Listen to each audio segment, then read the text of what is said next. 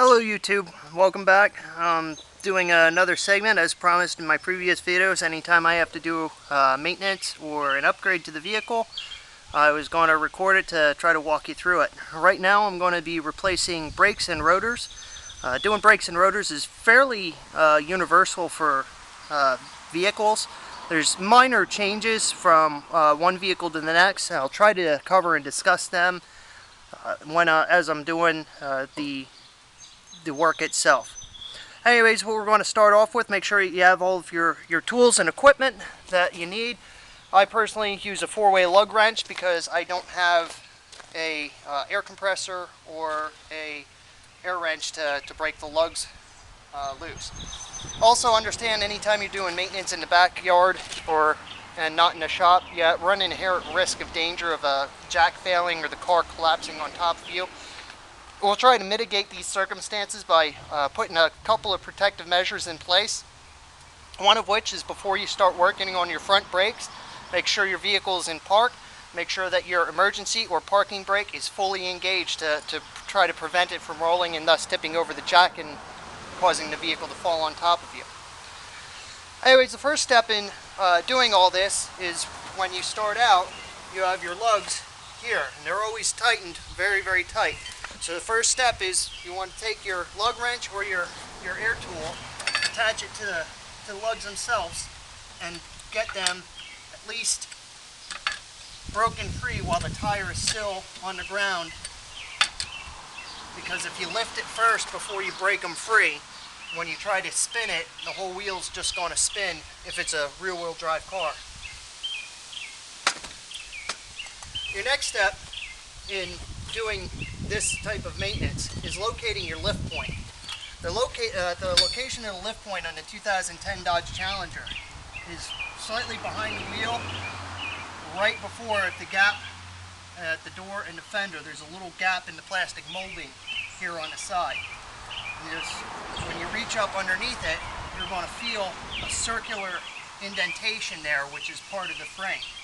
You just want to take your jack, which makes sure that your jack is the appropriate weight to handle your vehicle. This one's a 2¼ ton floor jack. I'm going to roll that in and make sure that I am aligned, because running right along that access panel for your lift point is your pinch crease for your body itself. And if you try to lift while you're on that pinch crease, you will definitely destroy your body. Anyways, tighten down the hydraulic screw. Slowly lift the jack and make sure that it's in place.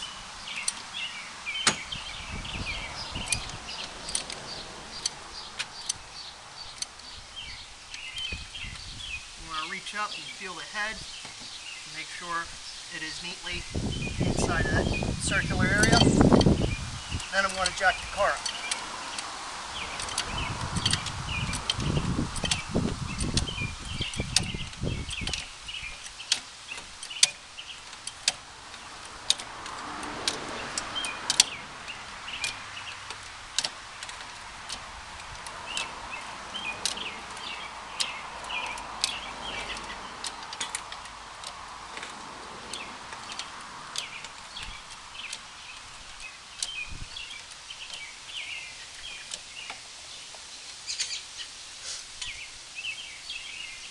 Alright, once your car is up off the ground, if you want to put a secondary measure in place,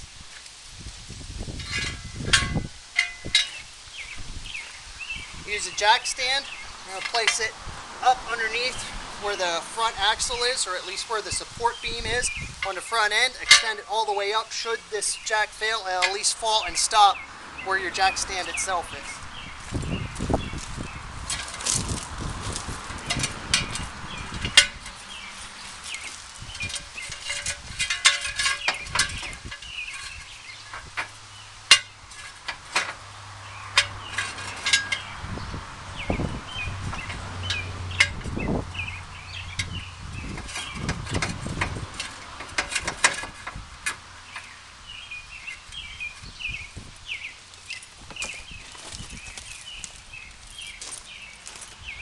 Once your jack stand is securely in place, we're going to remove the remainder of the lugs.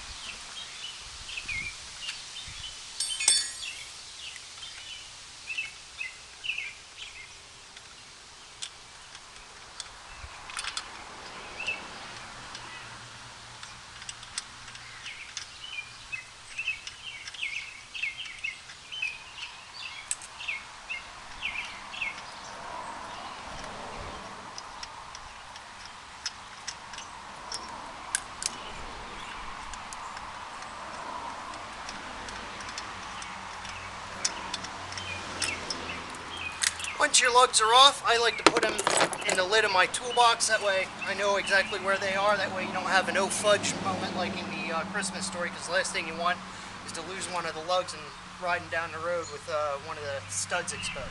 Sometimes your rim will be secured to the rotor itself because of the brake dust or rust oxidation. That all gets stuck inside of there. If you have a good firm hold on the top end, watch your fingers, because when this comes off, it is going to come down and can sometimes come down with a force. Give a good swift kick on the bottom half of the tire, and that should break free. Now, if you'll notice, this was rust welded on there. You can see the oxidization from the vehicle itself.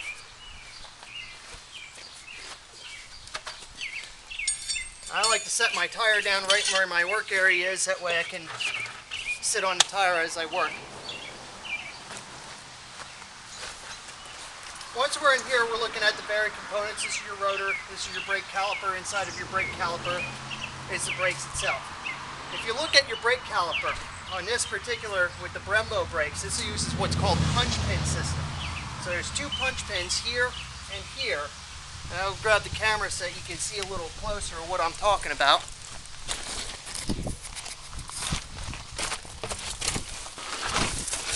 Right here and right here are your punch pins for this particular brake system. And what we have to do is we have to use a knockout pin to hit and push those out. Alright, and the recommendation is to, while it's still on here, before you try to break your caliper free, put your knockout pin on there, because you have very little slack from the brake line to actually manipulate once you get this off. So I'll set you back. I'll knock out those punch pins a while.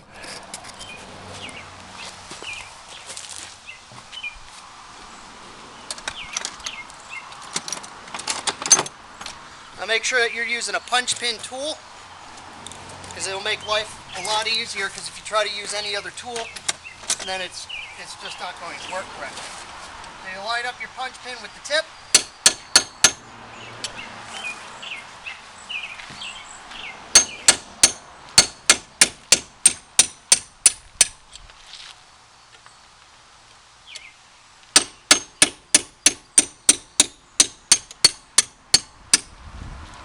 And knock free your punch pins.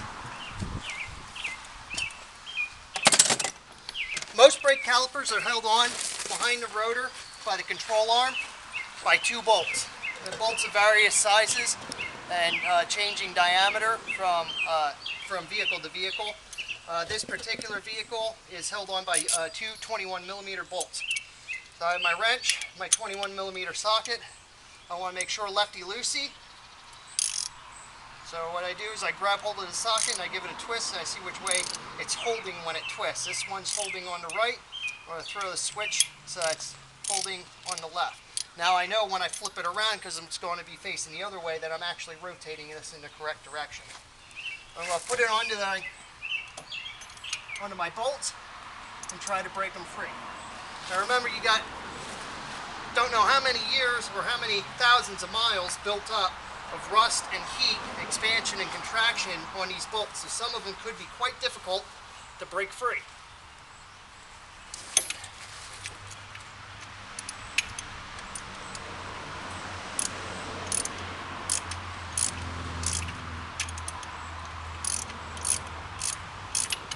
If you have trouble breaking your bolts free, try getting a cheater pipe. And a cheater pipe is just a slang term for a pipe that fits over the end of your wrench to extend the distance, because torque equals distance times pressure. So I can extend the distance out, or you can even use another wrench and loop another wrench onto the back end. If you have an open end wrench, like a 3/4, I can loop that onto the end and give additional torque either which way to extend where I need to grab onto. You lost her already. I could see by the look on her face. She's like, huh? What? I understood everything you said, though. Yeah.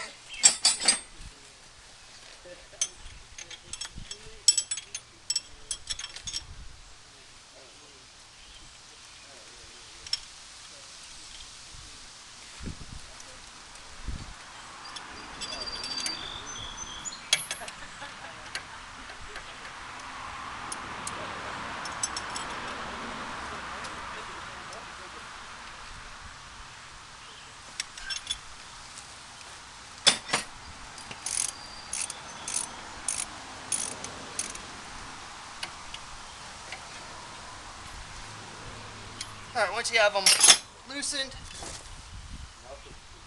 you get in.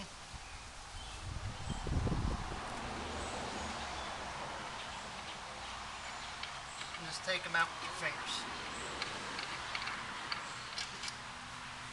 Right there's one bolt.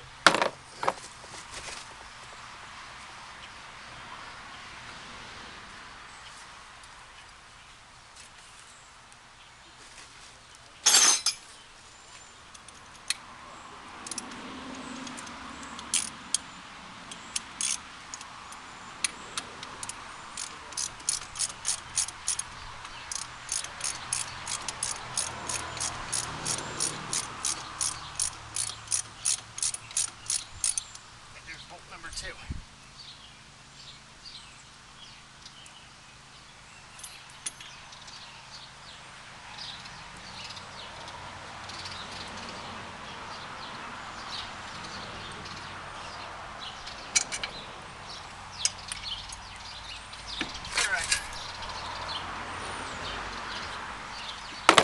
Caliper is now loose, but you can see it's still securely fastened because of the brake squeezing on to the rotor itself. Get yourself a big screwdriver along the edge of the caliper, right inside here, and just pry it off.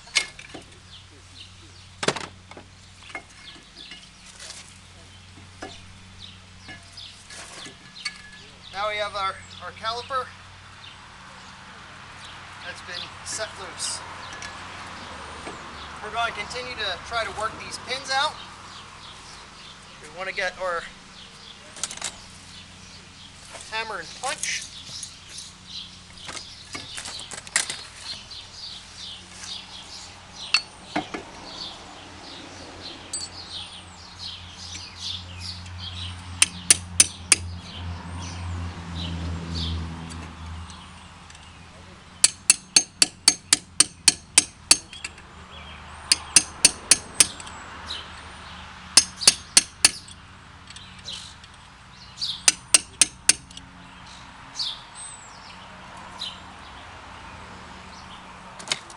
Basically, you just got to finagle these pins until you can get them out.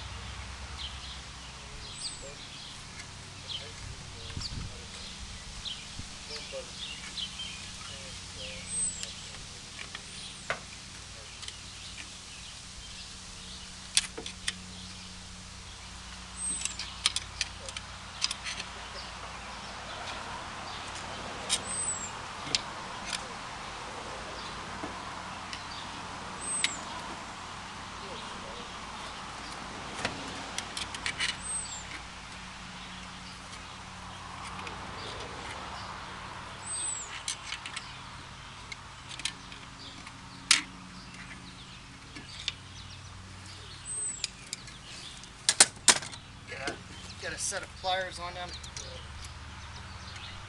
Try to wiggle them until you can get them all the way out. What you don't want to do is you don't want to put oil on these pins. Because the last thing you want to do is get any type of oil on a brake system itself. Because remember, oil is a lubricant and brakes work off of friction. The purpose of a lubricant is to eliminate friction. So if you get oil on your brakes, you're not going to be able to stop. So you don't want to oil these.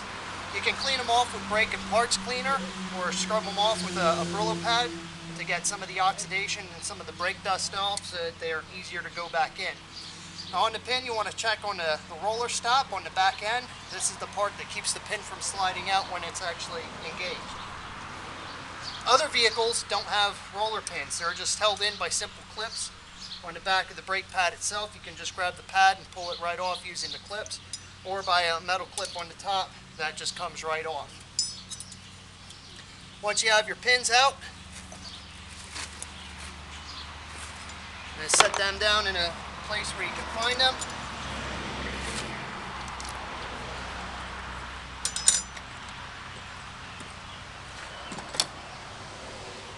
And they do make a tool for adjustment, because our next step is to repress the pistons back into the caliper itself.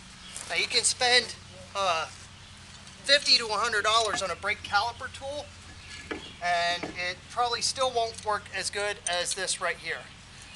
This right here is a $5 8-inch C-clamp.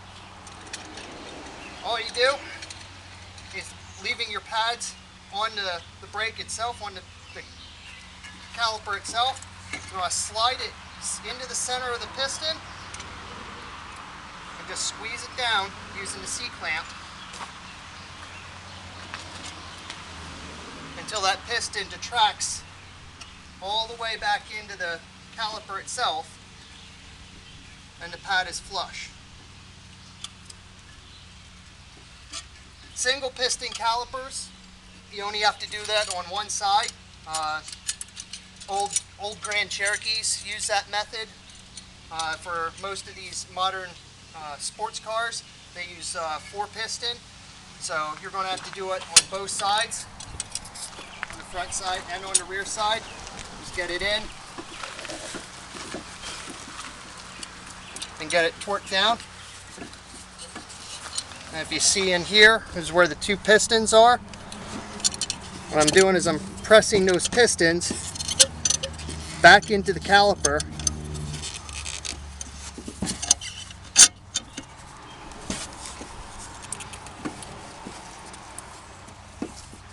until it's completely flush.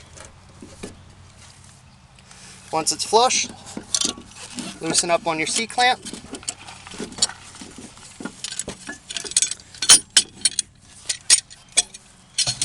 and remove your pads.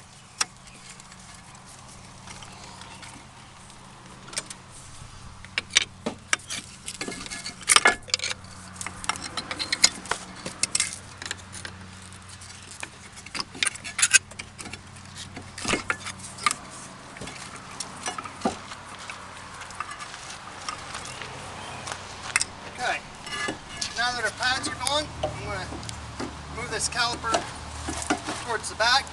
I'm just going to keep it in place using my knee.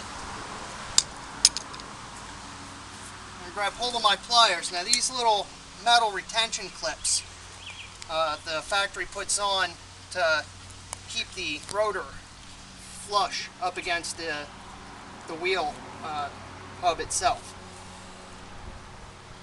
If you are good enough to get these off without destroying them and you want to put them back on, by all means. I have yet to be able to successfully remove these, so I have actually given up trying to do so without destroying them.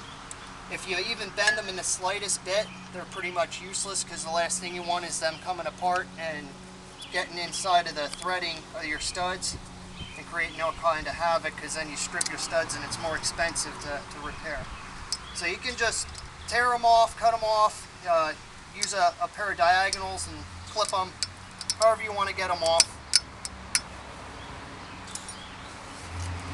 If you want to go to the local hardware or auto parts store, you can get them. They're not very expensive. Or you can pick them up from your dealership if you want to put them on. They're truthfully an unnecessary piece, so I will not be putting these back on, because once I get them off, everything, when it's all put together, gets held together by the lugs, because this goes on to the studs, onto the wheel hub. The wheel itself is going to go over the studs, and then once the lugs get pushed in, this is going to get pushed flush anyway. So that's not a necessary piece. I have that piece off. I got a little bit of a rust weld inside of here. I'm obviously not using this rotor anymore, but to try to break it free, I want to just give it a tap, roll it around to try to break the rust weld free on the rotor.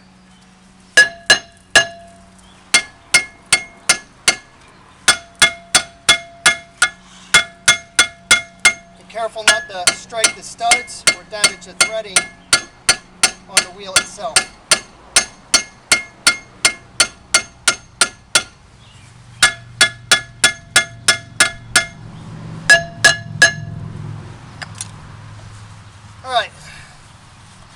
have to continue to work on this, and I don't want to waste your time having you watch me bang away at this. So what we'll do is we'll take a break here, and all I'm going to do is continue to rotating it and banging it with a hammer until it comes off, and we'll pick up with part 2 of this video.